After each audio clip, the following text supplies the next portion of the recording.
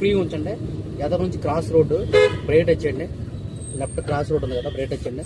Stop అవ్వండి. Clutch నొక్కి 1 గేర్కి వెళ్ళిపోండి.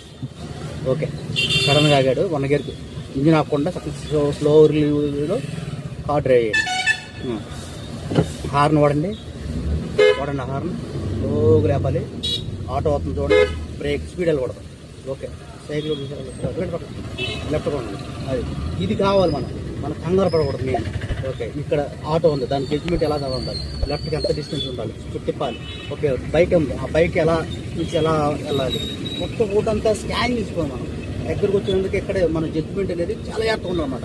చూడండి, అక్కడ క్రాస్ రోడ్డు వెహికల్ అవుతుంది, దానికి ఎంత డిస్టెన్స్ ఎలా ఉండాలి, అక్కడ బ్రేక్ కొడతాడా లేదా అనేది మనకి ఏంటి అని మనం ముందు చూపుతే ఎక్కువ ఉండాలి.